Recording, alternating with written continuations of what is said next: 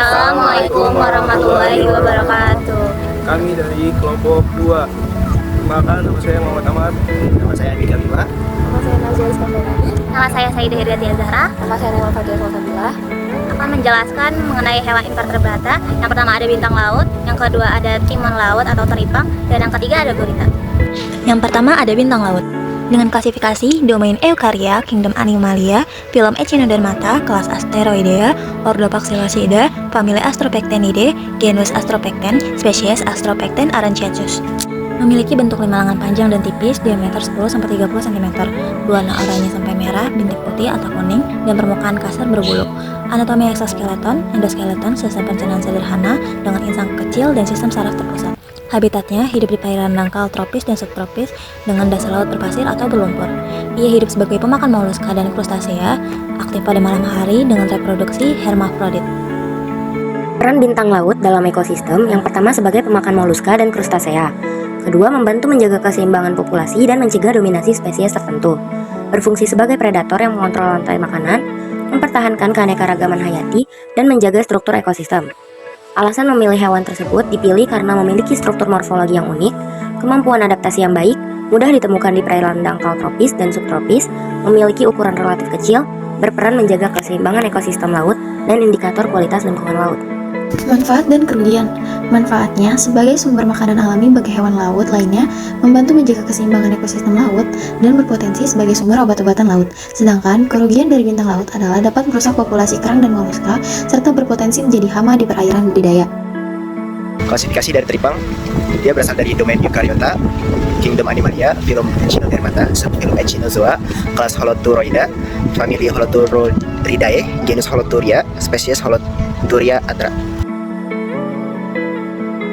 Habitatnya hidup di dasar laut, terutama di perairan dangkal seperti terumbu karang, dataran pasir, dan padang lamun. Mereka dapat ditemukan pada kedalaman hingga 20 meter, di mana mereka mencari perlindungan dari sinar matahari dan predator. Mereka tersebar di kawasan tropis Indo-Pasifik, mulai dari Laut Merah dan Afrika Timur hingga Australia. Menunjukkan adaptasi yang baik terhadap berbagai kondisi lingkungan laut. Morfologi anatominya dari teripang darah memiliki morfologi tubuh yang panjang dan silindris dengan kulit halus berwarna hitam atau coklat gelap, serta sekitar 20 tentakel bercabang di sekitar mulutnya yang berfungsi untuk menangkap makanan. Dari segi anatomi, teripang ini memiliki sistem pencernaan sederhana yang terdiri dari mulut, kerongkongan, lambung, dan usus, serta sistem peredaran darah yang mendistribusikan nutrisi dari oksigen ke seluruh tubuh. Sementara reproduksi dapat terjadi secara seksual dan aseksual. Dalam ekologi, teripang darah berperan penting sebagai pengurai di ekosistem laut, makan detritus dan partikel organik, serta hidup di habitat seperti terumbu karang, dataran pesisir, dan padang lamun, di mana mereka berkontribusi pada kesuburan tanah laut dan menjadi mangsa bagi predator, sehingga menunjukkan pentingnya menjaga kualitas lingkungan untuk kelangsungan hidup mereka. Arta atau teripang laut dipilih karena beberapa alasan. Memiliki potensi ekonomi tinggi sebagai sumber makanan dan obat-obatan, mudah ditemukan di perairan tropis dan subtropis, serta memiliki peran penting dalam ekosistem laut sebagai pengurai dan pemakan detritus. Selain itu, memiliki kemampuan regenerasi yang baik dan dapat beradaptasi dengan lingkungan yang berbeda, membuatnya menarik untuk studi biologi dan konservasi. Teripang laut berperan penting dalam ekosistem laut sebagai pengurai dan pemakan detritus, membantu menjaga kebersihan dan keseimbangan ekosistem. Mereka mengubah bahan organik menjadi nutrien yang tersedia untuk organisme lain, mendukung rantai makanan, dan meningkatkan kesuburan sedimen. Manfaatnya antara lain sumber makanan yang bergizi tinggi, sumber obat-obatan, antibiotik, antiinflamasi, dan penghasil kolagen. Kerugiannya adalah overfishing, mengancam populasi, kerusakan habitat, dan potensi penyebaran penyakit. Pengelolaan yang baik, konservasi diperlukan untuk menjaga kelestarian spesies ini. Selanjutnya, gurita cincin biru dengan klasifikasi Kingdom Animalia, film Mollusca, kelas Cephalopoda, subkelas Coleidea, ordo Octopoda, subordo Incerata, famili Octopididae, genus Hapaloclaena, spesies Hapaloclaena fasciata. Selanjutnya ada morfologi, anatomi, dan ekologi.